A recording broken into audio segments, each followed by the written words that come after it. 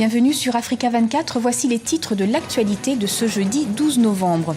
La République du Nigeria a un nouveau gouvernement, un cabinet composé de ministres issus de chacun des 36 États que compte le pays.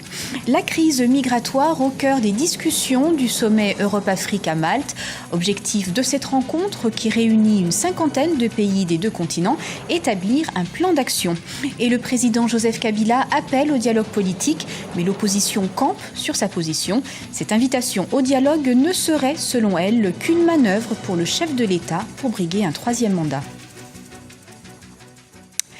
Après 5 mois d'attente, le Nigeria a un nouveau gouvernement et le président Muhammadu Buhari a respecté les équilibres géographiques, ethniques et religieux du pays.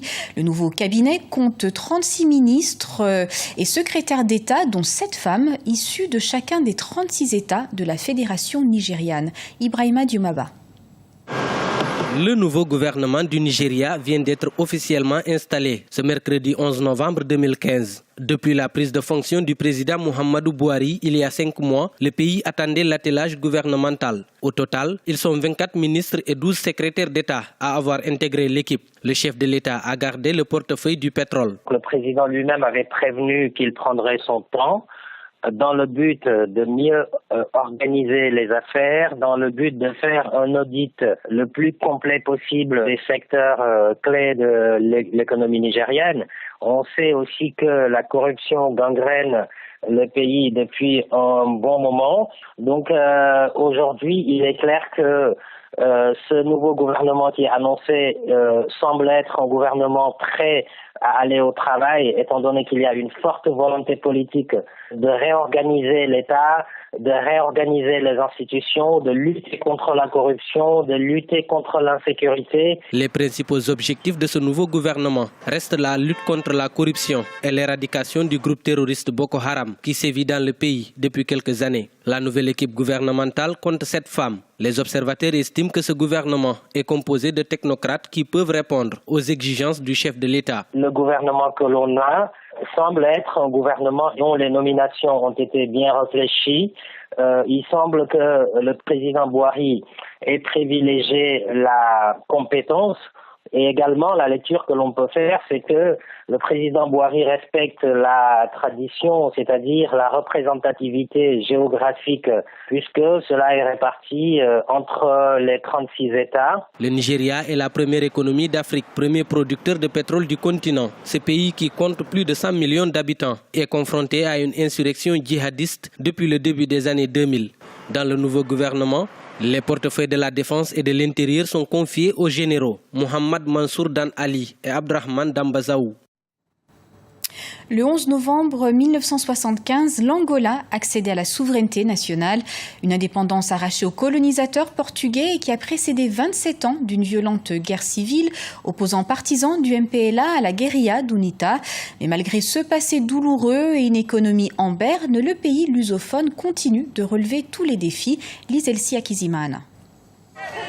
L'Angola célèbre ses 40 ans d'indépendance. Ancienne colonie portugaise, le pays a accédé à sa souveraineté le 11 novembre 1975. Ces 40 ans d'indépendance ont été fêtés en grande pompe avec environ 7000 invités venus de 100 pays étrangers. On est en train de construire un État de droit. On est en train de consolider un État démocratique. Maintenant, on est dans le temps de la citoyenneté. Donc tous les problèmes qui étaient cachés par la guerre sont venus dans la société. Ça, c'est normal. C'est ça qui fait avancer la démocratie. De point de vue économique, social, à la fin de la guerre, l'Angola a donné un saut qualitatif et quantitatif au niveau de l'économie, etc. Bien sûr, on a encore les contradictions d'une société un peu inégalitaire, une société qui a besoin de plus de justice sociale, etc., où maintenant la jeunesse aura un rôle significant.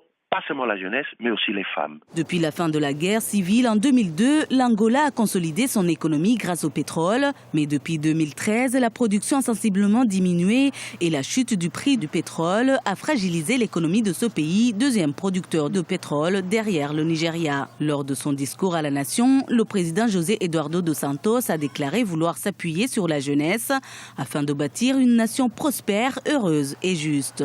Le pays doit tout faire pour offrir aux jeunes de plus en plus de possibilités de croissance personnelle et professionnelle. La nation devrait prendre comme leur devoir de travailler pour assurer un meilleur avenir à la jeunesse, aux générations futures. Les 40 ans de l'indépendance de l'Angola marquent ainsi un tournant pour ce pays producteur de l'or noir. Les 75% des recettes fiscales proviennent en effet du pétrole. Mais le gouvernement envisage désormais de diversifier son économie.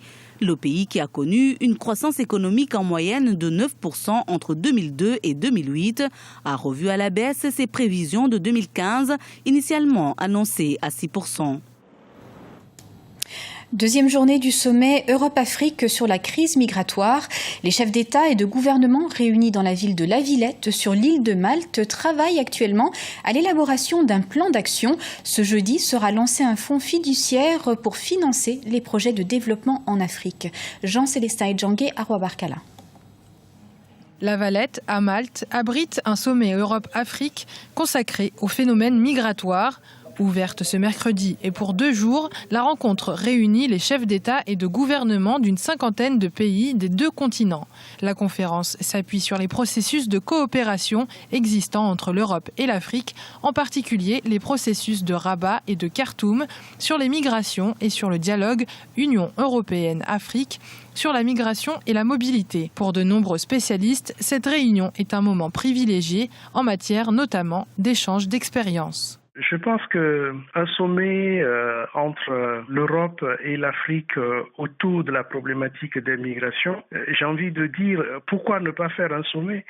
C'est toujours bien de se rencontrer pour évoquer des questions que je considère comme étant des questions d'intérêt commun. Donc si à un moment donné les 2 parties décident de se rencontrer, c'est en effet parce que la question de la migration apparaît comme une préoccupation partagée et que l'opportunité d'en parler semble ouverte aux 2 parties. L'Union européenne et l'Afrique entendent travailler dans un esprit de partenariat afin de trouver des solutions communes aux défis liés à la crise migratoire. Maintenant, l'enjeu, c'est de savoir si on s'en tient à un sommet, justement, ou alors si on va au-delà d'un sommet et que, ma foi, si le sommet permet déjà de prendre langue et d'identifier un certain nombre de ressorts de la question migratoire, alors les bases d'une vraie réflexion et d'une vraie discussion seront posées. L'objectif affiché est d'établir un plan d'action avec les pays d'origine et de transit des migrants africains pour empêcher que les drames se répètent sur les routes de l'exil vers l'Europe. Plus de 2000 migrants sont décédés en Méditerranée depuis janvier 2015.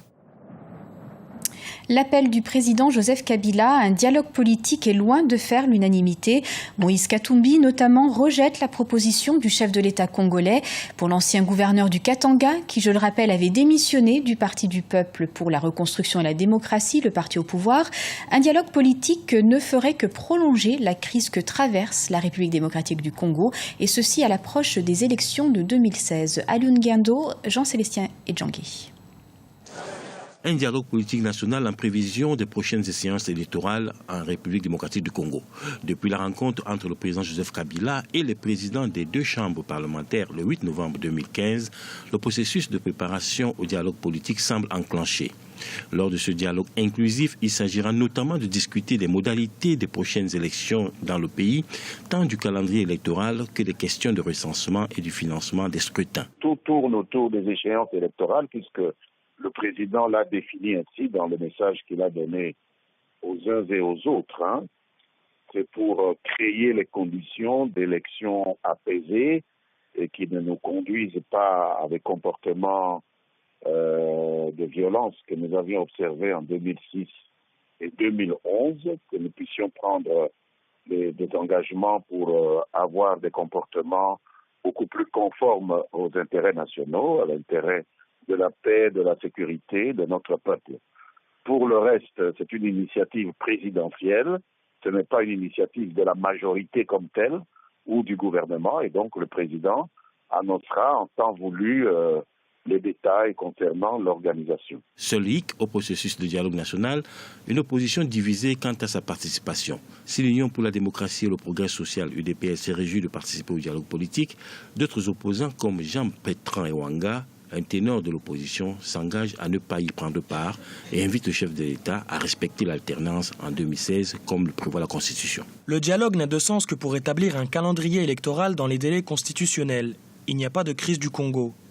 Si Joseph Kabila annonce qu'il ne se présente pas et qu'il respectera la Constitution, la situation va immédiatement se décrisper. À un an des dernières échéances électorales prévues par le calendrier pour le mois de novembre 2016, le dialogue politique, plusieurs fois annoncé en République démocratique du Congo, doit encore se matérialiser. L'opposition campe sur sa position qui est d'obliger le président Joseph Kabila d'accepter l'alternance après près de 15 ans passés à la tête de la RD Congo. C'était le journal de la rédaction. Merci de votre fidélité. Retrouvez dans quelques instants une nouvelle édition de l'information.